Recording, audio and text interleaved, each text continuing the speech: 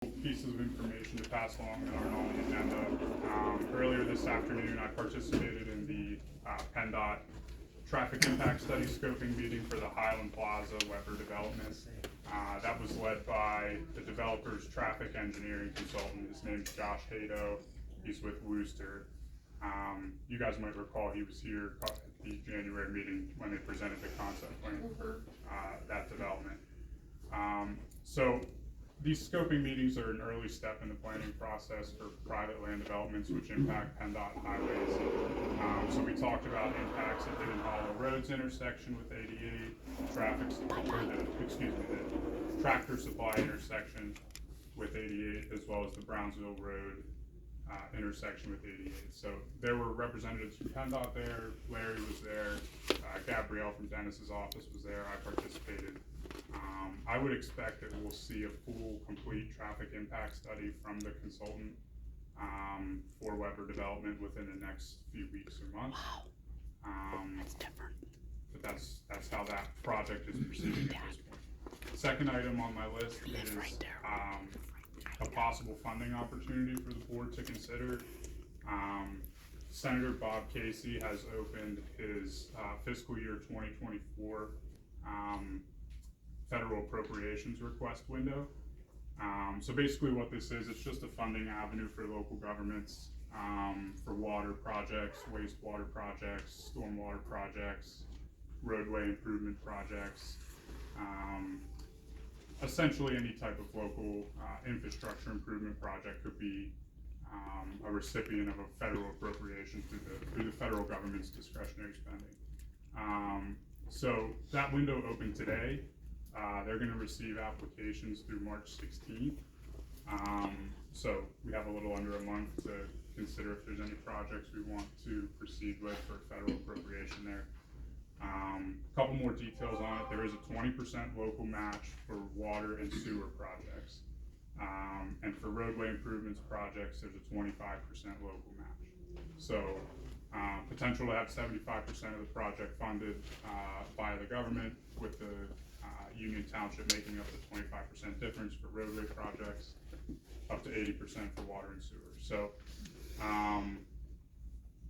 just wanted to make the board aware of it if you weren't already. We can talk about it later on in the meeting, in your public discussion, or at the meeting next week as well. So we do these applications for a number of our clients. It's a pretty straightforward process. It doesn't involve a lot of effort.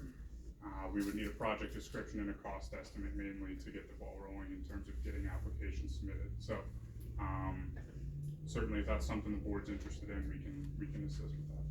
That's all I have tonight. Have you looked at the Veterans Park up there on, is that Malcolm Road? Yeah, earlier this month, I believe, Chuck and Steve took a visit over there. So I'm starting to get familiar with that project and where it stands. I think El Rama is another one as well, right? El Rama Park. Yeah, I think Lori is going to actually be the point person on the one that's taking place in El Rama. They contacted her earlier on. So she'll be getting the information to close out the.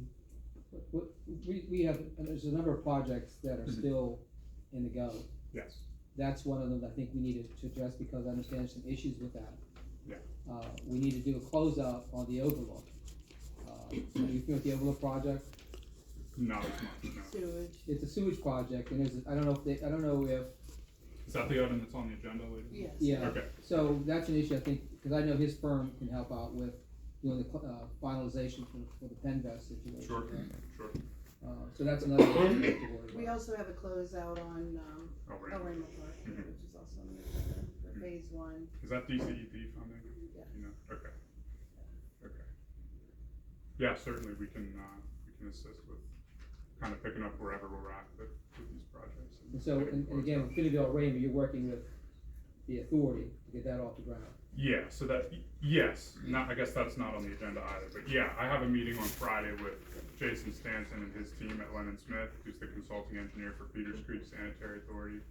We're gonna review the cost estimates that they put together, as well as the two options, the grinder pump option compared to the sewage lift station option for the Finneville El Rama Road Sewer Expansion Project. After that, as I recall from the meeting, earlier this month, we would then reconvene as a group and discuss what the most beneficial option would be moving forward and the steps, process that would look like in terms of Act 537 plan, amendment, permitting, things like that to get that project going. How long would it take to do the Act 537 amendment? Or could we do a task activity report to do that? I believe Jason Stanton has provided a schedule with Okay, anticipated, durations for each task, so, I could look at that again, but, it depends, those processes depend on, reviewing agencies, comments that are received, how complex the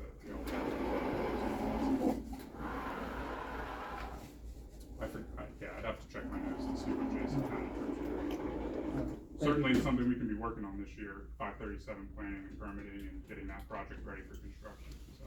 also the Commonwealth Financing Agency also has some money available, don't they? Yeah, there's various other funding mechanisms that we could use to supplement the grant that we already have for that project. Alright, thank you. Sure. So if you folks wouldn't mind, I'd like to flip around supervisor and police report because